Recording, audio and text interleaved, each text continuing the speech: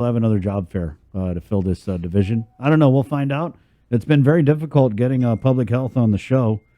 Um, Unfortunately, very difficult, which is kind of alarming given that we're in the middle of a pandemic. Definitely that accessibility needs to be improved upon.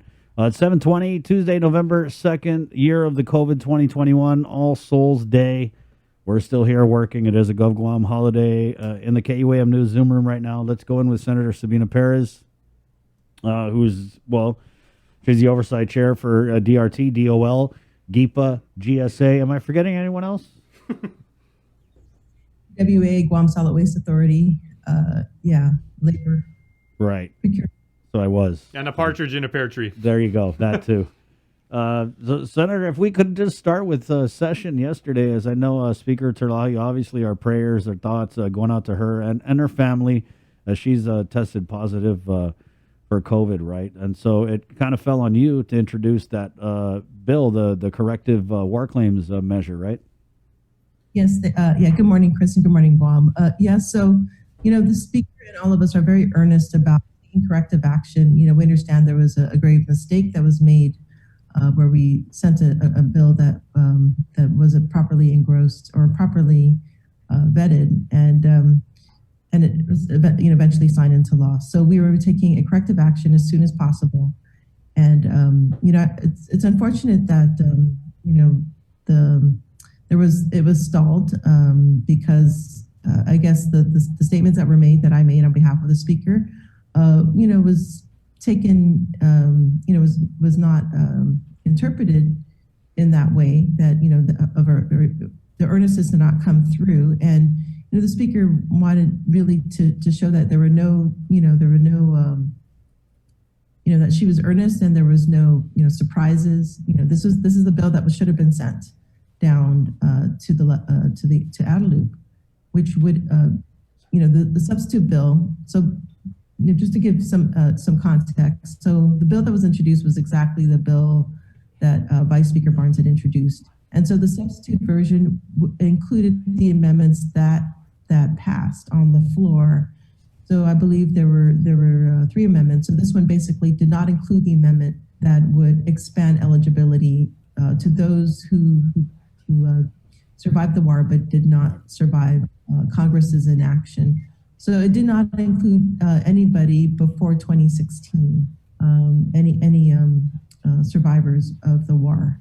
So that was, I think that was made clear in many of the discussions that led up to yesterday. So there wasn't any surprises. It was basically to move on from where we left off as far as the amendments that passed. And unfortunately, when I read the opening address, that wasn't clear enough. But if the substitute bill was already in the drive since that morning for all the senators to look at, so to show that there weren't any surprises. So I guess it would give enough time. Perhaps this time is an important time for all to read, for all the senators to look at and read that. There weren't any surprises with the substitute version. No hidden language. I'm sorry? No hidden language or any, invisible ink amendments. Right, yeah. Right. So the substitute version, repealed the law that was passed, and it put in the amendments that did pass on the floor. So minus the one that was ruled not material, that was ruled materially different. That was proffered by the Speaker. Well, how do you anticipate the debate on this measure going? I saw also that Senator Shelton had introduced something relative to war claims, but is this going to be a crazy week of session, Senator? Because I hope not. I hope that my colleagues see that that we are trying to correct a mistake, and we want to just move on from here, and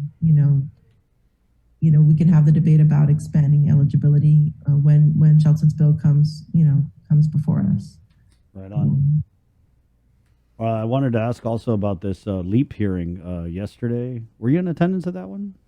Yes, I was there. Yeah. I was there. What'd you make of that? That was pretty interesting. It was very, very interesting. Yeah. So the analogy that I make, we definitely do not want to have. We want to be able to have our tourist industry ready to go when tourists start arrive, coming in mass. And what was very evident is that a lot of the the infrastructure of tourism is falling apart, right? We're hearing from the businesses that they had to sell off assets to stay afloat.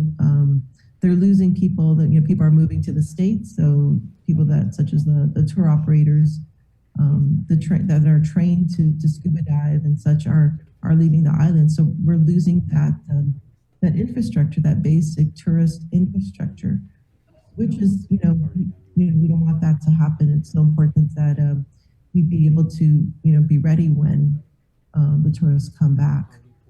And that is a scary situation. So I liken that to, how the farmers were, right during the pandemic, they almost stopped planting. And, it takes some lead time to get your crops harvested. It takes a couple months, at least 3 months before you start harvesting Yeah. a crop. And so it's almost very similar where we're seeing the economic, the foundation of the economy, basically coming apart. And it's really important that we maintain that infrastructure in place. And, you know, and I agree that, ARP funds are completely adequate. And to have, yeah, if we have extra money, surplus money coming through, I would like to dedicate these funds. The ARP funds are still available. Right. We need to, Senator, I need you to move a little closer, if you could, to the laptop. Yeah, and that's what I thought was interesting was we had, we had Mary Rhodes, GHRA, great friend of the show, and a few of those stakeholders that were inside that hearing yesterday. And the interview we had yesterday morning was very optimistic, right, in its tone. But then when the hearing started, it was like, wow, talk about speed bump after speed bump after speed bump. I mean, uh, you guys were just teeing off saying, "Hey, why are you shaking down the general fund? And we got pennies in our piggy bank when we're sitting on all this ARP funding." Did you kind of anticipate that that's where the conversation was going to go, like right off the bat? no, not at all. Not at all. I think, yeah, I think that, we want to help support the recovery of our economy. That's really critical to me. We want to make sure that our infrastructure is in place for tourism. And, that includes, building, I know resiliency is more so a long-term view, but, I think things are changing so rapidly now in the tourist industry that, we need to use this time to prepare for the tourist industry. And what that means today may change in the near future. Everybody has been hit hard. The tourism industry has been hit hard worldwide. And that means rapid changes are taking place, and we need to keep up with those rapid changes. So what does that look like? That's harder to say. But anything that we can do to leverage the money that we're investing into the infrastructure, we want to make sure that we're on par with everybody else abroad.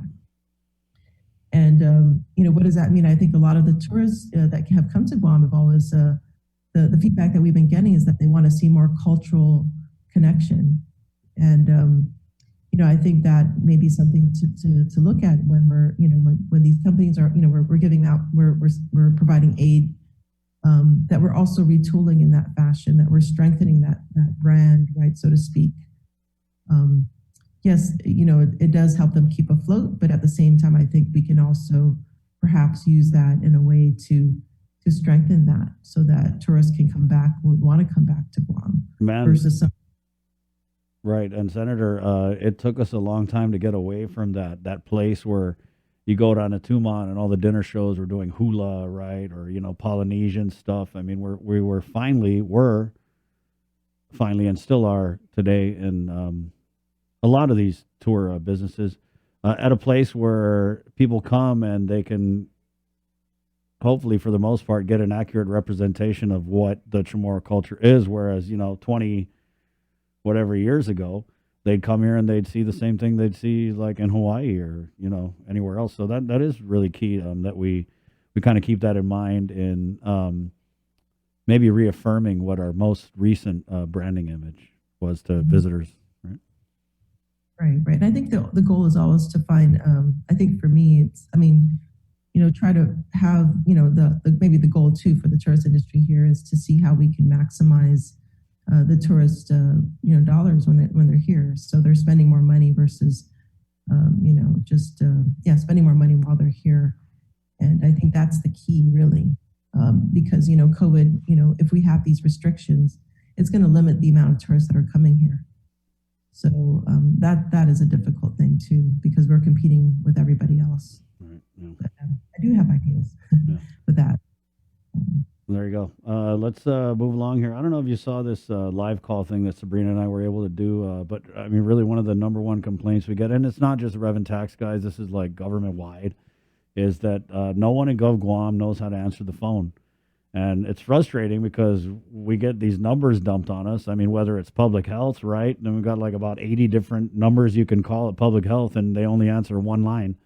And it's just sad, really, because especially when we're in this pandemic, people want to be able to have that option to do stuff over the phone. And it's 2021. That option should totally be available, and we shouldn't have to go and do a live call at 20 minutes and no one answering just to light a fire under people's seat, right? And that's kind of why we did it, is because people kept complaining about they don't answer the phone. They don't answer the phone. Yeah, and I think yeah, I did see that. I did see your segment on that, and I think there were like 5 different numbers you called, and nobody answered. I think that what part of the problem is I think perhaps that the training needs to be done so that the people answering the call, first of all, they have to pick up the phone, right? And the second thing, the people that they're hiring should also know, the operations, the functions of what the employees are involved in. Otherwise, they'll just get transferred to the employee. So the purpose of the call center was to be able to allow the workers to do the work of income tax processing or what have you, right? But it is my understanding that the people that are manning the call center have intimate knowledge of what the employees are doing as far as tax is concerned. So that training needs to be done. To get anybody to work there. I'm not saying that they're picking anybody, but that training needs to be shored up to know exactly what the employees are doing to be able to provide the information. Otherwise, it's just another layer for the public. It's just a layer of bureaucracy then. If they don't have the information, the proper information, then they just get basically transferred to the employee. So it's not definitely needs to be worked on as far as training goes, or perhaps they need to hire people who are qualified, who know the work of the employees. Right. Yeah, it's like the 7 layers of hell. Like the first one is trying to get through to a government agency. I mean, God. And then if you don't, you end up going in person, and that takes even longer. It's very frustrating. But when we talk about providing information, some information that was provided to us by way of a Freedom of Information Act request, Senator, I want to pop this up here. And we're talking about the call center, and we were able to learn that the call center supervisor, Julie Cruz, who was a former candidate for mayor in Molesto, was hired on at DRT, I want to say in June, and then just before Liberation Day, she was given an $11,000 raise by Director Daphne Shimizu, requested and signed off on by the director, which brought her salary to a level that was higher than many of the classified supervisors in the Department of Revenue and Taxation, who have, mind you, worked decades, years at that department. So I know that in speaking with some of them, they kind of felt like insulted by that. And I mean, Senator, this lady got a raise, and I believe she makes more than you. Yes. So yeah, I have no control over that. But I think I did, when that was brought to my attention, I did send an inquiry to the director to see if she can substantiate the raise. And then, of course, I wasn't aware that she was, you said she was involved in, what is her, she's a special coordinator, right? Special projects coordinator heading the call center. We were informed that she was the call center supervisor. Okay, so that is a definitely a call for concern. If she's in the call center and we're not getting the service, but I haven't received a response yet regarding, why the $11,000 increase. So I'll definitely be following up with that with the director to find out. But that needs to be, yeah, the call center is definitely I mean, that obviously needs to be addressed. And yeah, I'll definitely get answers. We did. I did put in a request for information, but I think Daphne was on leave last week, so I was referred to the deputy director, Marie Lazama, and she did respond specifically to our inquiry about this $11,000 raise, which I mean that's almost unheard of in the private sector, but it's happened a few times under this administration. I mean, God, and it just so happens I'm always the guy who ends up reporting on it. I want to say there's been like 4 or 5 different $10,000 raises. I mean, that's just nuts, especially for working people, classified employees. They get, if they're lucky, they get a 3% raise if they're lucky, if they have a good evaluation. They get that. So no one running around here getting $10,000 raises unless they're political hires. But I'm trying to find this response, Senator, if you don't mind. Here we go. Yeah. And so this came from the deputy director, Marie Lazama. It's a very interesting response. She said, "We're unable to comment on matters relating to specific personnel. With regard to hiring, recently added personnel include those who are being paid by the Department of Labor's National Dislocated Worker Grant and will only remain until such time that program funds have been exhausted or their respective terms expire. The agency has historically been understaffed, and we hope to address this longstanding issue as soon as possible." But I didn't see anything about Ms. Cruz being paid out of the Dislocated Worker Grant, but I know you're the oversight of DOL, right? Yeah, this is news to me, Chris. So I'll definitely be looking up to it. But it's really disheartening because we just came through a budget cycle, and I did fight for Department of Revenue and Taxation to get them more funding to hire more workers. And I did a survey of the workers, and they reported they needed about 80 people, 80 more employees to carry out the work that they're doing at the speed at which they're processing the income tax refunds. And yeah, to me, the money is better invested in the rank and file employees who are going to do the work.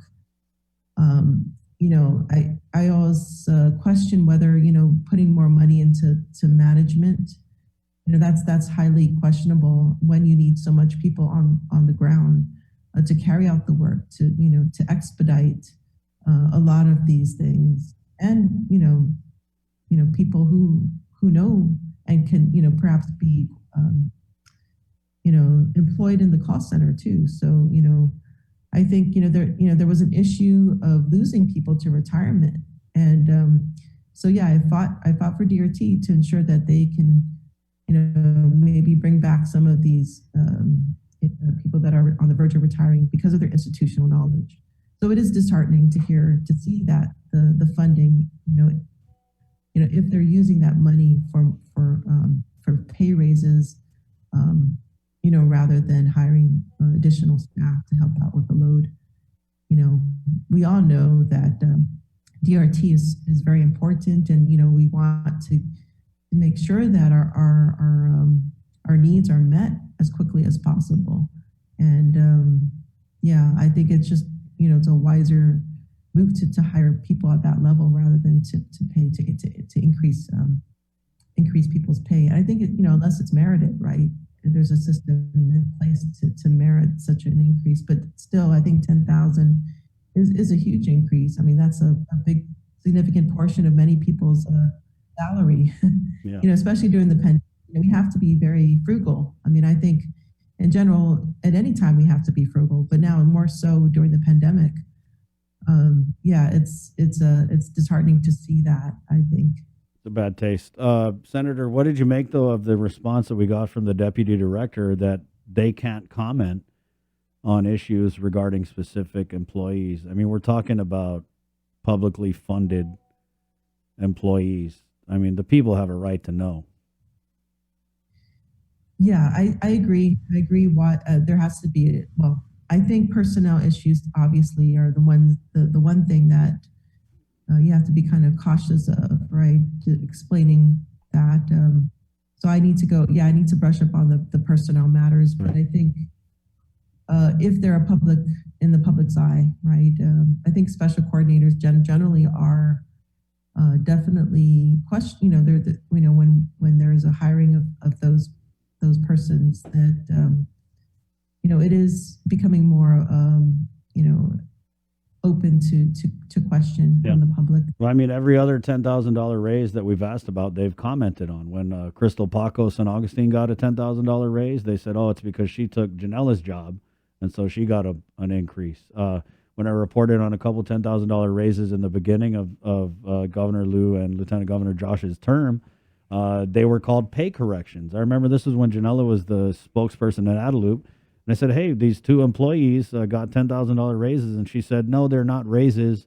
They were pay corrections." And so every other $10,000 pay raise they've been able to comment on. And that's why with this one, I'm like, okay, all of a sudden you can't tell the people why this woman deserves an $11,000 raise a month after she started. You must be doing a bang up job. A month after you're in the department, they jack you up 11 grand. Woo. Yeah, and I think we are in the service of the people, and we take these positions to serve the people, and regardless of pay. I mean, well, pay is definitely important, but I think it is sending a bad signal to the public, many of whom are unemployed, right? There's what is it, 11,000 plus that are unemployed, and to see that people are getting these huge pay raises. It's not being very, we're not connecting to the people, and we have to make sure that we're serving the people properly. I think that should be our focus. Yeah, I think that it is definitely questionable to have these pay raises at this time, and knowing that our industry may not bounce back. Our main driver, the tourist industry, is not going to bounce back soon. We have to be frugal during these times. Good point, Senator. Thank you for coming on this morning. Thank you so much, Chris. All right. Have a great last before we let you go, the burn pit. I know you sent a FOIA. You're anticipating a response this week. Yes, no later than tomorrow. So I wanted to follow up on my concerns that, basically I objected to the permit, to open burning. They haven't been burning since 2002. Why are we giving them a permit for open burning? And open detonation, there are clean, safer technologies out there that communities have been using for many years at the approval of Department of Defense. So Department of Defense knows that those technologies exist. And I think we need to do better for our people. We only have one aquifer, one source of, our major source of drinking water for our island. And the permit allows for release of carcinogenic chemicals, uranium, strontium, and also lead, which are highly harmful to our people and to the environment. So, I wanted to make sure that they are following up on, with their deliberations, their discussions with the military, that they are pushing for that. And also PFAS. PFAS is going to be labeled as a hazardous chemical. And we know that many of the constituents of the munitions have PFAS, and not to mention depleted uranium. We know cancer is a cause of death, one of the leading causes of death in our island. Our Environmental Protection Agency has to, work towards protecting the environment and the health of our people. So that's what this FOIA was about, is to really press that issue. All right. Well, I'm glad to know I'm not the only one sending FOIAs nowadays. Good company. Thank you, Senator. Thank you so much, Chris. And All right. take Yeah, safe. have a good All Souls Day. 7:44. Quick break, guys. We actually have some breaking news here. As multiple sources have confirmed there was an escape at the Department of Corrections that occurred at 6:55 this morning. We're working to get more info from the Department of Corrections. Okay, so we'll give you more on that coming up. It's 7:44. We're going to take a quick break, and we're going to keep it legislative with Senator Tello